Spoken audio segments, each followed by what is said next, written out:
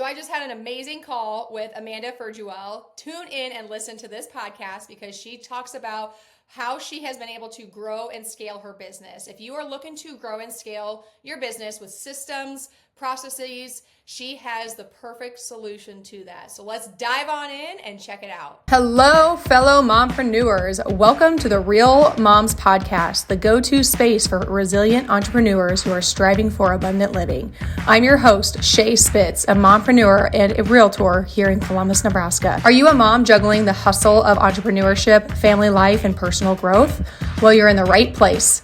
On this podcast, we dive deep into the real, unfiltered stories of incredible women who are navigating the journey of mompreneurship. We'll celebrate the victories, share practical insights, and acknowledge that it's okay to face challenges along the way. Success isn't about the destination. It's about the journey and the growth we experience as we balance our careers and the chaos of family life. Whether you're a seasoned mompreneur or just starting on this exciting path, join me and our amazing guests as we explore what it truly means to be a resilient entrepreneur striving for abundant living. Get ready for real, raw, and remarkable conversations that will inspire and uplift you. Because here at the Real Moms Podcast, we believe in the power of community, authenticity, and the strength that comes from embracing the journey together.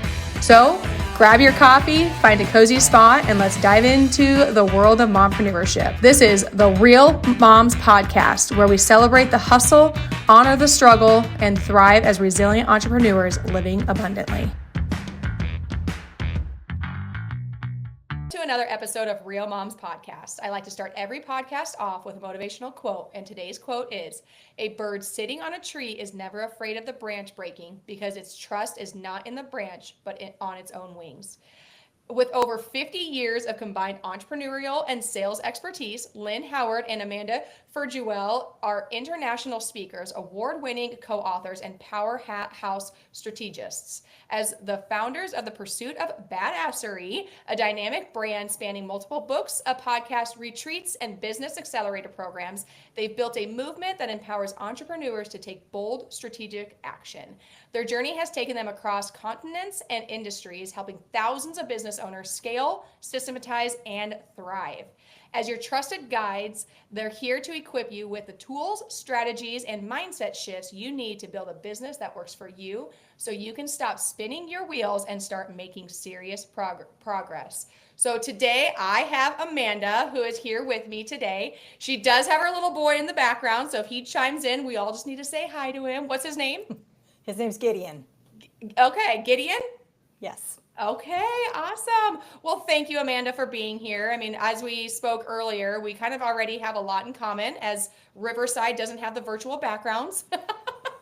Yes. That's how it started off. It was off. dicey there for a minute. It was dicey there. Whew.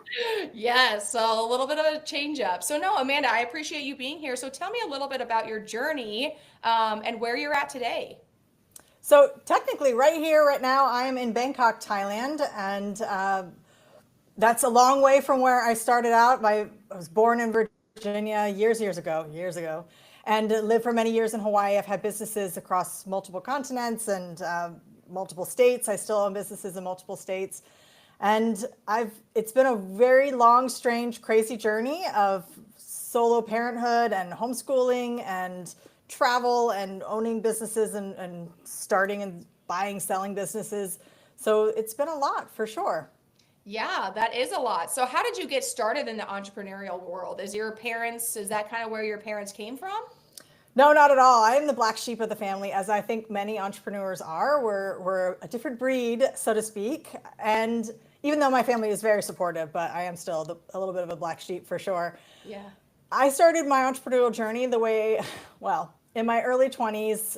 I started owning businesses when I was in college, and when I went into the real world, so to speak, I had a real job as a television producer for years, and I loved it. And then one day I just got real mad, and as a 20-year-old, I'm so mad at the world, and I just felt like I had to leave and do it better on my own, and so I did.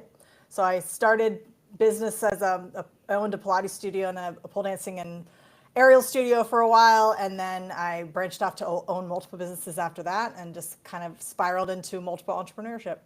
Wow, that's a lot. So where are you at, and what has been your favorite business so far of all the ones that you've owned? That's tough. But I would say right now, I love the business I have right now. So right now, I'm a business consultant and creative strategist. I have the brand, The Pursuit of Badassery, with my partner, Lynn Howard, and she and I have only really been in this business for a couple of years. However, it's absolutely my favorite business because I get to help other people build their businesses and create a life that they want. And like I said, I homeschool my child. I'm a solo parent, and now I live abroad.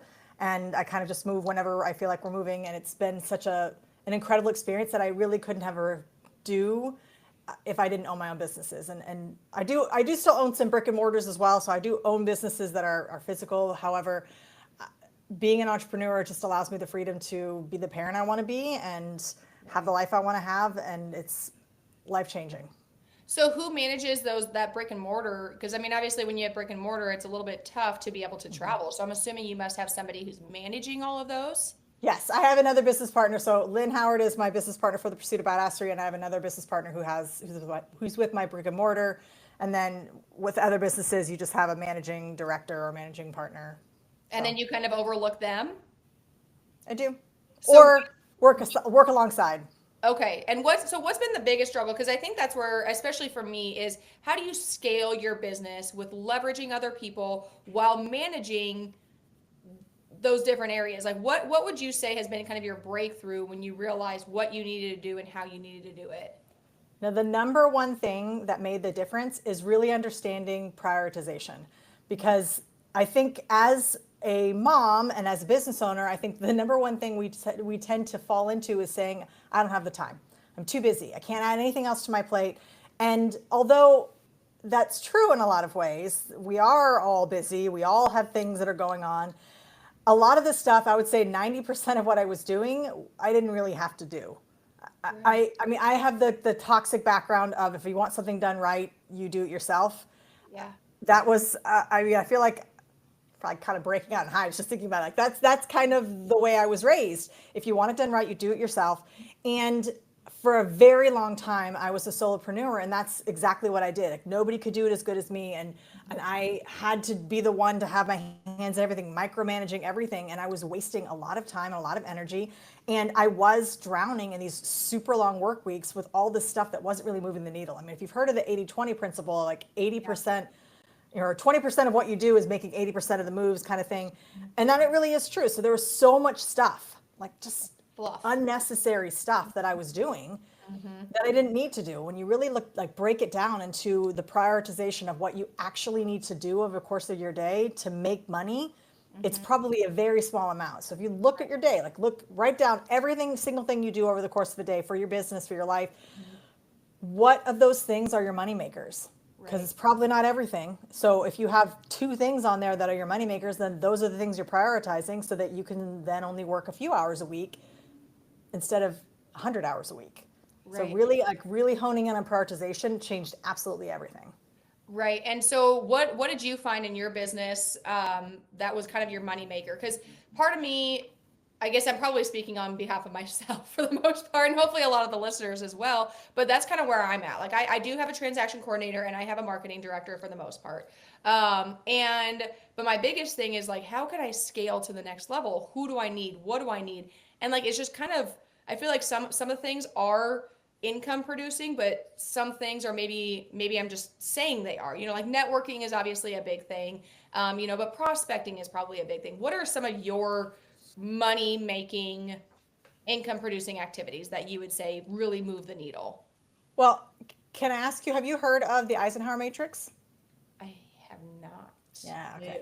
So for all your listeners and for you, the Eisenhower Matrix is one of my top things to figure out what I'm prioritizing and how I'm prioritizing. So basically it breaks it into a grid of things that you need to do, things that are, priority. And basically it tells you like, is this thing, does it need to be done by me, or can I delegate it? Can I delegate it to the trash? Can I, outsource, et cetera? And so it just gives you a framework to look at your tasks for the day. But when it comes to your money making things, like really look at the analytics, not your vanity analytics. So a lot of people are like, oh, well, I get all my business from social media. I'm like, well, okay, your last 10 clients, how did you get them? Oh, I got all of those from word of mouth.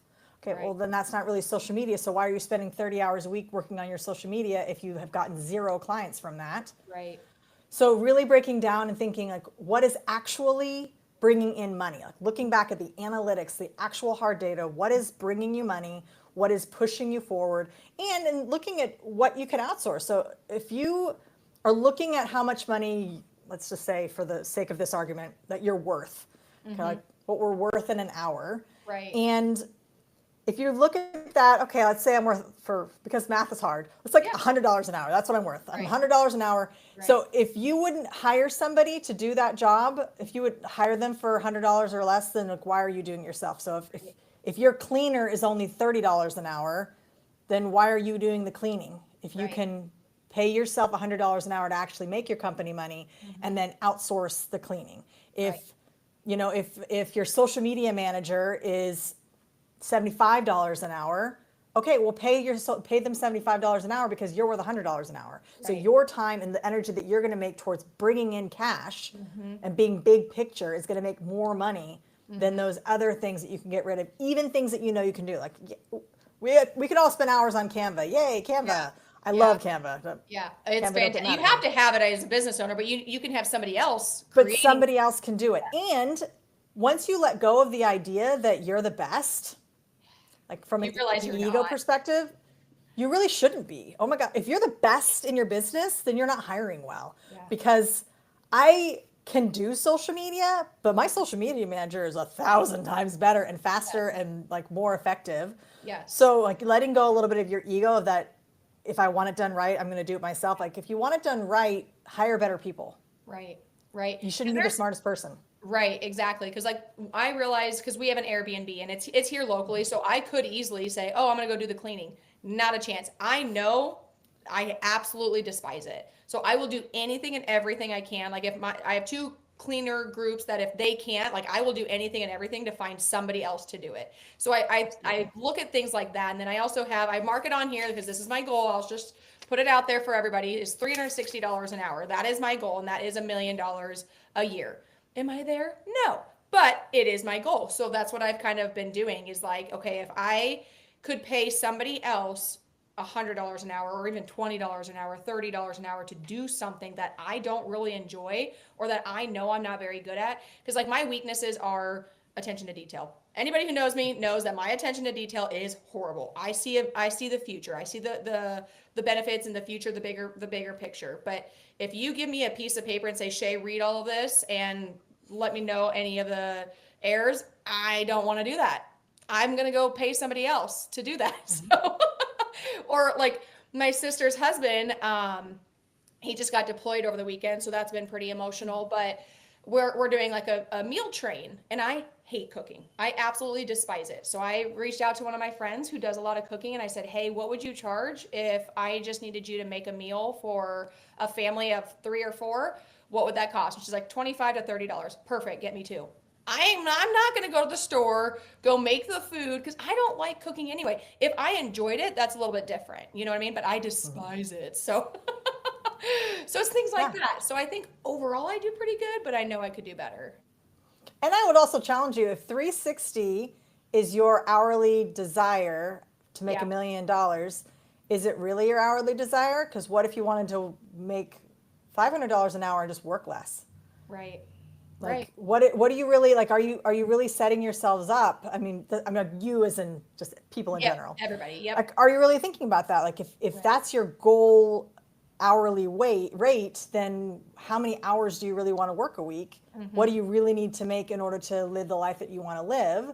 And have you even thought about what that looks like? I mean, because I think that, and this is a gross generalization, and I admit that, but from a society standpoint, we start to think that we all need to have the house with the white picket fence and a Lexus and a TV in every room, and we get to feel like that's what we're supposed to have. But if that isn't really what you want, once you achieve that, you're going to feel really crappy because that's not what you want. It wasn't on your list. Like, yeah, you're just checking boxes, but those boxes aren't really what you want. So if you don't actually figure out what it is that means something to you, like what your why is, it's going to be really hard to figure out where you're going and to actually feel like you've achieved anything.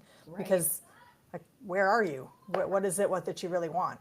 what matters in your business and your life. Yeah. So see, now you got my wheels spinning. And what I thought about this morning too, but I'm a real estate agent. So I do not a lot of evening showings. I've kind of been able to delegate that a little bit, but I don't have a designated agent to help me. And then like open houses on the weekends. Like I know the importance of open houses, especially more that we're getting into the market that we're in. And I know how important they are, but I also have 3 little kids and a husband that I need to kind of balance the both of them. So I kind of try to do every other weekend, but now that my wheels are spinning, I'm like, I need to hire an agent. So if anybody, if you have listeners in the Columbus area, Columbus, Nebraska, and you're looking to get your real estate license, and I'm just thinking like, how can I leverage that time where I can pay them a certain percentage and they're responsible for hosting the open houses. And obviously the more open houses you have, you'll generally get that home sold sooner than later. So I guess that's where my mind is going. See, this is very beneficial. No, 100%, because like think of it as, let's say you have to drop off all the listing papers. Like you have to go around and you have the little flyers and the things. Yep. You could spend 3 hours doing that, or you could pay a courier to do it and pay them $25 an hour. And then you could actually do things that make sense to you from a money perspective, or that makes sense from a family perspective. So I mean, it's really, because I'm a firm believer that there isn't balance. You're never going to be balanced. It's more about harmony, because some days your kids are life is lifing. Sometimes life is lifing hard, and other days it's like work is doing great and you're like, ooh, I'm in the work mood, and then like now you're in like a spiritual place, and it's never going to be balanced. I think it's an unrealistic expectation, and so I just go for harmony, because balance is a myth. I would agree. Sorry, even if you're like an amazing gymnast, like balance is a myth. I'm sorry, it's a myth. Yes, I would agree, and that's why like with my Real Moms podcast, and I have a Real Moms community, REAL stands for Resilient Entrepreneurs and Abundant Living, or AKA Harmony, but abundant obviously fit into the REAL. But yeah, so there's no like balance. I would agree, because you're going to be like this constantly, but you have to figure out what those priorities are. Because if I get a phone call from the school that my kid split his head open, I'm leaving. You know what I mean? Yeah. And I've had that happen a couple of times. Well, yeah, I mean, and that's why I say, like, people say I don't have time. Like, oh, well, if your kid went to the hospital, would you have time to go see him? Right. Yes, because that's the priority. And that's, I mean, I know it's like a ridiculous example, but like that's what priorities are. So when you're thinking about, I don't have time for this, it's not that you don't have time. It's either you're not making time, or you're using that I'm too busy as some kind of pillar to stand upon. Like, I'm so busy and important. Like, no, you're just not prioritizing things correctly. Because if you're really prioritizing everything that's important to you, you'll get it done. You'll absolutely will. Right. You don't prioritize your schedule. You schedule your priorities. And because fitness has been a big thing for me. I love working out. Do I always want to do it? No. But I have it in my schedule that every single morning, I'm getting up between 4:25 and 4:45. And That's brutal, girl. Woo. I do my Bible. I know I do my Bible reading, my reflection, and all of that. It's through an app, and it's been amazing. But then I go work out, and people are always like, how do you have time? I'm like, well, I get up early, You make time. I make time. It's a priority to me, because if I get up late and I can't work out that morning, like it almost sets my day up for failure. I can't let it, but sometimes it feels that way. But again, it's are you prioritizing fitness and health, or are you going to prioritize sleep? And I have to remind myself of that a lot of days when my alarm goes off and I don't want to get up. So, yeah. Yeah. And there's nothing wrong with going the other way and being like, I'm going to prioritize sleep. If that's what really is important and what you need, then like, if you've got the flu, like prioritize the bed. Don't prioritize, laundry. So it's making choices, but that's really, as an entrepreneur and as a mompreneur, no, I'm not thrilled about that term, because it's like, it's not a dadpreneur. Like why anyway, it's a whole nother thing. I know, but it does make because men just don't take on the nurturing role as moms do. And I will say, my husband has been absolutely amazing. We've had our battles because it's a lot of tug and pull, especially at first, but we have really gotten to a great place where he helps so much. Like I couldn't do what I'm doing without him. I'd figure it out, but you still have that mompreneur role. I like the word, but I know what you're coming from. I like the word, but I also, it's like I have like this, it's like a love-hate relationship. It's like I like it, but also I'm like, why Why do we need to put But mom in front of the entrepreneur? Because but we're not absolutely. I mean, I am a bad. mompreneur. I Yeah. mean, there's no one else here. So if I We're don't miss, badasseries. we are. We are for So sure. yeah, we are. We absolutely are. And that's, I was talking to some, I have a community and I was just saying like, we are badass. Like you got to really think about what we are fully capable of doing and how far we've come and been through this resilience. It's not really a man's world anymore because we are coming up and taking charge and standing up for ourselves. And I'm sure I can be a very difficult person, especially to some men who don't like having a woman kind of dictate, or not dictate, but tell them what to do or what we want, especially contractors. Like that's where my biggest battle comes in at, is dealing with contractors. Holy moly. But Good times. it's staying calm, and emotional intelligence is a huge thing. It's a real thing. It is for sure. But I think that no matter what industry you're in, no matter how far you are into your entrepreneurial career, how many kids you have, what your home life is like, there is a balancing, harmonizing act that you're going to have to do. There are a lot of times you're going to have to sacrifice, whether it's sleep or sanity or a meal or whatever. There are times you're going to have to sacrifice that Right. I think a lot of people, I don't know if it's necessarily the culture or Instagram that kind of makes you feel like everything's just this rosy view of what entrepreneurship is. And it can be that Yeah. sometimes, and it is a lot of times, but it's also, again, an unrealistic expectation that it's always going to be like your kids are always happy and everybody's regulated and you have a cute outfit on and you ate all the meals and you had a good workout and you slept really well. Like, that's not, if that's what you think entrepreneurship is, I'm going to tell you it's going to be real rough Yes. for the first few years, because it really isn't that way for a long time. Right. Unless you are designing it that way. But again, that takes strategizing, systemizing. You've got to create a system and a foundation that's going to allow that to happen, because Right. you create your business and you create your reality. So it's up to you to turn your business into what you want it to be, just like your life. Right, right. And I think sometimes people don't think outside the box that way. They get into it and they're like, this is what I need to do. And people aren't thinking like, I didn't get into entrepreneurship to create a job. Like I got into entrepreneurship to do my own thing. So people, you got to start thinking outside the box. How can I leverage my time more? But like you said, those first 2, 3 years, 5 years, whatever it takes in your industry, it's a grind. It is grit. Like I will say, I make so much more money now and work less. My husband, I do work a lot because I do enjoy it, but I work less ultimately now than I did when I first started, because back then I was kind of spinning my wheels more. I didn't have the systems where I could have people virtually sign or electronically sign. I literally had to go into the office. We had to meet, we had to sign, scan documents when we're writing up offers, when we're doing listing agreements and stuff like that. Like I can do a lot of that, or I do all of it pretty much over the phone, through Zoom, just sending emails, like all of those things. And it has freed up my time so much, because instead of me taking an hour and a half to go do all of that, to write up a contract and meet with somebody in person, like we go look at the house, they think about it, yep, let's do it. We get on the phone, we discuss what we want to do. I have my transaction coordinator put it together, and then we jump on a call. So it's like 15 minutes instead of an hour and a half. You know what I mean? So like, Absolutely. And they're systemizing it. You're creating a system, an automation, whatever you can do to try to give yourself more time.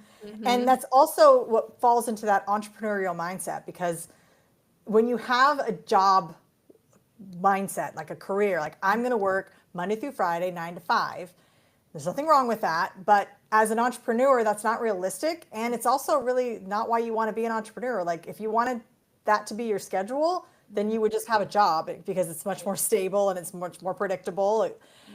But the entrepreneurial mindset really is going above and beyond that, really finding time, finding a creative energy, using the grit, the hustle. I mean, not everybody likes the word hustle, but I love it, because you are hustling, you are grinding, you are trying to figure things out.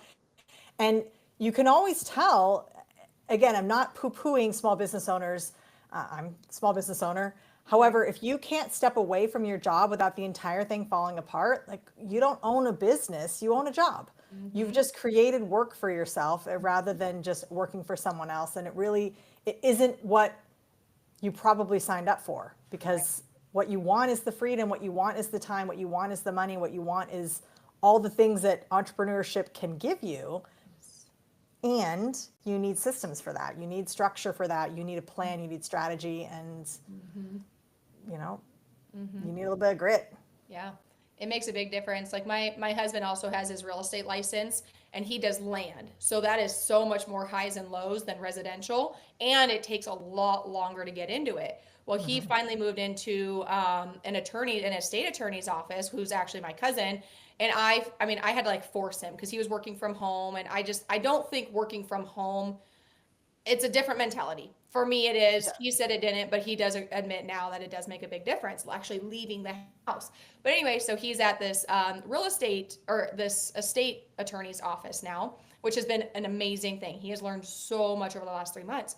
Well, this job opportunity has come up. And now keep in mind, like the land industry, just it's a mind fuck in all reality. And I apologize to any of the listeners, but it really is. Like entrepreneurship is such a mind fuck. Like it is up and down, especially starting out.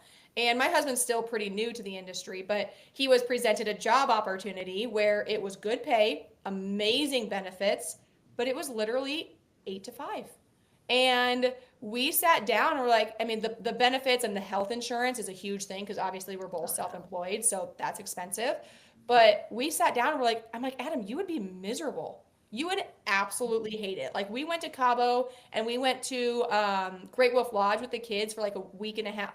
Between both of them, it was like about 10 days total. And I still worked because it was a business trip, but you can't do that. You would have to ask for permission to leave, like it's just the crazy. So he turned it down, and I think the attorney was a little sad about it. It was fine, but it just, we're like, Ed doesn't know that security is not worth, like, we'll take the mental challenge, the ups and downs, the highs and lows. It's the risk and reward. I mean, and as an entrepreneur, the highs are high and the lows are low.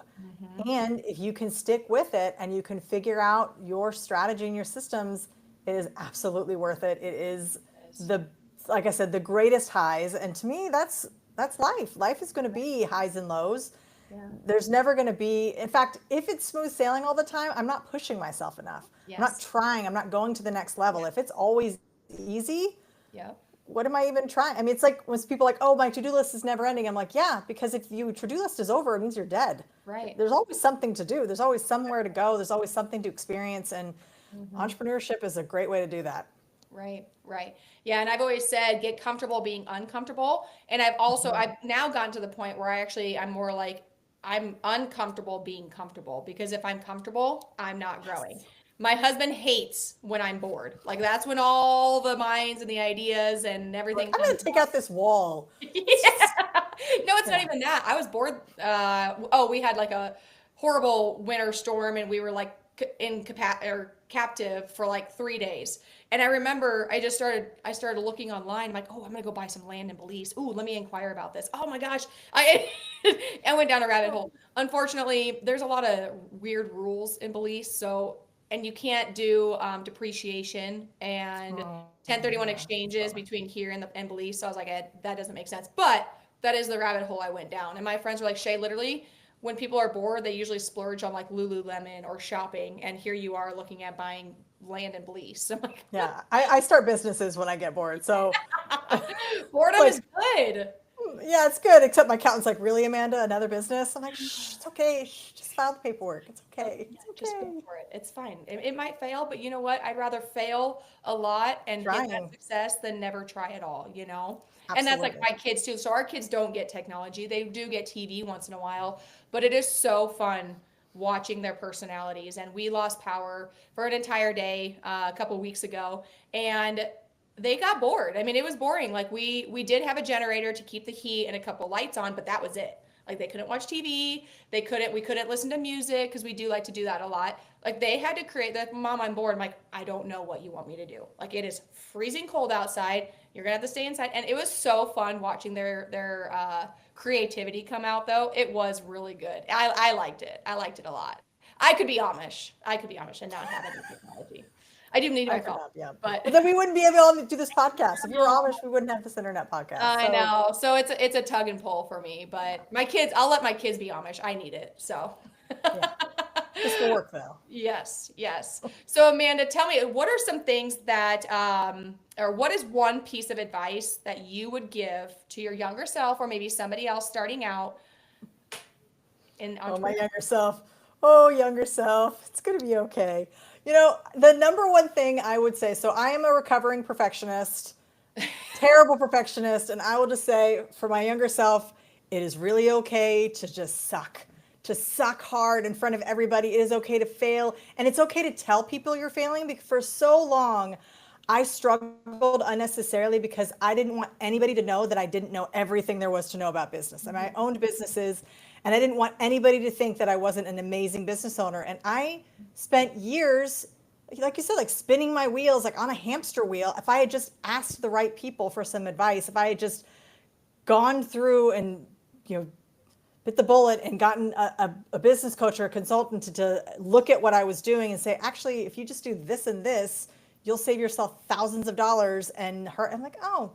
So like I was so stuck in that ego and perfectionism and I can do it myself and I don't need any help and this hyper independence that I missed out on a lot of opportunities and I definitely lost out on millions of dollars if I had just like done the thing.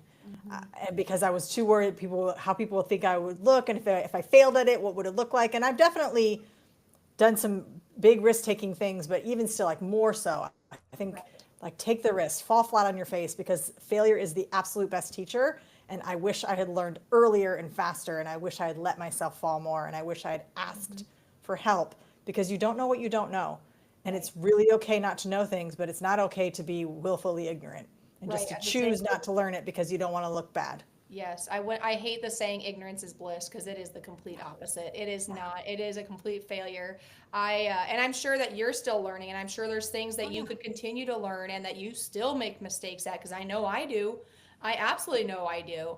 And the reason this whole journey came up anyway is about going almost 2 years ago. I had a huge setback, like mental health setback, a mental health stressor thing that I have never experienced before. And I'm very open about it. I actually just had somebody do like a news article on me and I was very vulnerable and very open about it. And I've had a lot of people like, hey, Shae, thank you so much because social media makes everybody, probably including myself's lives look picture perfect. And it's not. Like I had one of the worst setbacks in my entire life mentally, to the point like I was having people call me to list their house. I'm like, I can't. I wasn't turning them away, but I was telling my husband, like, I can't mentally handle this. Fortunately, he was there. He was my rock. He was my everything, my pillar. But it was like I ended up losing like 18 pounds in 2 weeks. I wasn't sleeping, and I was like this size, so like I wasn't a big person to lose that kind of weight. But I remember I had just hired a coach because I had switched companies. Expenses were going up, business was going down. I was trying to figure out all these new systems with a lot of personal things going on in life too, a lot of stressors. And I remember I had just hired a coach, a very expensive one, and I very much believe in coaching and mentoring and paying good quality for them. But I remember him saying, Shae, it's not about getting knocked down, it's how long you stay down. I'm like, okay. Like I was on the call with him, like I'm not joking. We've tried to find the recordings, but if I remember right, he had stopped the recordings because that's how bad it got. But like I had like snot coming out of my nose, my face was red, I wasn't wearing, it was horrible.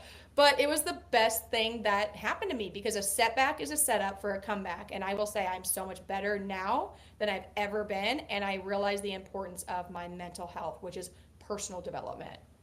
Absolutely. I am a huge advocate for having, I know self-care is kind of like a bastardized word these days, but self-care can mean a lot of different things to a lot of different people.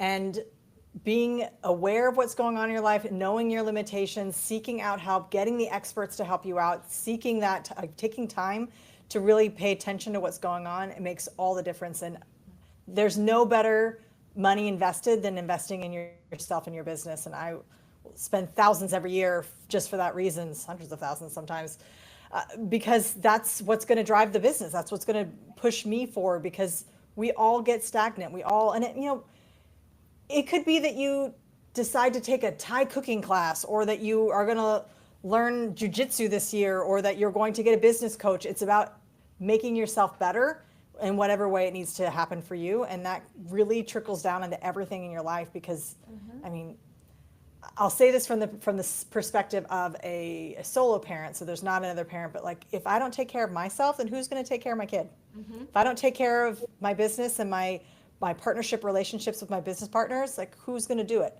Nobody. So if I'm completely burnt out and I'm completely useless and I'm mentally tapped and I'm just going on fumes, how is that going to push me forward? How is wrecking myself going to get me anywhere further in life? Right. And that's kind of the mentality I had to change, because I grew up like, you work hard. You work hard, you work a lot, which is good. It instilled that work ethic into me. But you also can work very smart. You can also leverage. You can work differently than how you were raised. And it's just changing that mindset. And it was kind of tough at first, and I still have a hard time changing that mindset for my parents too. It's like, how can you hire or leverage people so you're not having to grind it out or be on your phone the entire time? And little by little, I've helped my mom. It's interesting because my family didn't grow up an entrepreneurial family. My dad was a farmer, so I guess you could say that ish. Worst entrepreneurs in the entire world, let's be honest. But my mom worked at manufacturing. Well, now my dad obviously still farms. My mom owns her own dog wash business. My sister actually runs the dog boarding business that I started when I was 11. And then she also owns a trucking business and a tree service. And then my brother is also a farmer, and he has his own side business. And my younger sister works for my older sister, plus she has a side business. So like, it was just the craziest thing. Like, we didn't come from an entrepreneurial family, but we have all become one. So it's so fun to watch that and help guide them through all of that too. So that's super fun. Yes. Well, Amanda, so what are some things that you would like to promote or encourage our listeners to check out? Like, any books that you have, or do you have a podcast? What all the things. All the things. We have all the things. And if any of what I said resonated with you, then we want you to join us on the Pursuit of Badassery. So we have a series of books. Our third book should be coming out soon. We have a podcast, The Pursuit of Badassery, and then we have a Badass Amplifier Group Accelerator for business owners who are looking to get the edge, but maybe aren't ready to do one-on-one coaching or consulting, or maybe they're just not in that place financially. It's a great way to get coaching every week or every other week with us and promote your business and get it going, get it moving, get the marketing you need, get the edge that you need, because it's really hard to be a business owner and it's really hard to do it alone. And if you're, all the moms out there, I'm sure we've heard the term, you can't pour from an empty cup, but moms, yeah, you can. We've been doing it for years. You can pour from an empty cup, but think how much more nourishing your life will be if there's something in the cup to pour out to. So that's what our group coaching is. It's about helping you have something to pour from, like having a support system, having other entrepreneurs that can be there with you, having people you can ask real world, like real time advice. How do I fix this? What's going on with my employees? How do I hire somebody? How do I fire somebody? Can somebody look at my email marketing? What this look like? So it's a really great program to help you get the edge. That's fantastic. So you have like group coaching essentially is what it is? So we do one-on-one coaching consulting as well, but then we have the Badass Amplifier, which is our group accelerator. Okay, that's awesome. That's good to know, because like I said, I have a group of mompreneurs who some are just kind of getting started out, some are looking to scale, and some have been in the business a long time, but they're a solopreneur. So it's kind of a little bit of everything in every little area of entrepreneurship. But I think we all come together because life, it can get very difficult. We need that support system, but they're also coming in to see how they can grow their business while retaining more of their time back, because everybody in this group is a mom. So, and that's what we want. We want to be able to spend more time with our kids, quality time. Yes. I think we spend time with our kids, and sometimes it's not quality, but yeah. So where can they go to find a lot of your information? And we'll put it in the show notes too. Yes. So the pursuitofbadassery.com is all the badassery information you need to know. And if you're interested in the amplifier, it's badassamplifier.com. Okay. Awesome. Well, thank you so much, Amanda, for being here. Thank you. And I appreciate you taking time out of your day. So Absolutely. I'm so grateful to be here on your show. Thanks for having me. And that wraps up another inspiring episode of the Real Moms Podcast. A huge thank you to our incredible guests for sharing their story and insights today. If you found value in today's conversation, don't forget to hit that subscribe button so you never miss an episode. And hey, sharing is caring, right? Share this podcast with your fellow mompreneurs, friends, and anyone who you feel could use a dose of inspiration. Share it on your social media as well. But most importantly, if you found this episode helpful, please leave me a 5-star review. This helps get our information out to those who have never heard or seen us before. Are you feeling inspired and you're sure that you could add some value to the podcast? Shoot me a message and let's talk. We love hearing from you. So connect with us on social media. Tag me at Shae J Spitz. That's ShaeJSpitz. And share your thoughts and takeaways, or even suggest topics you'd like to have us explore more in the future episodes. Remember, you're not alone on this journey. Your resilience is your strength, and your pursuit of abundant living is truly remarkable. As always, keep thriving, keep growing, and keep embracing the beautiful chaos of being a mompreneur. Until next time, take care, stay real, and keep living abundantly.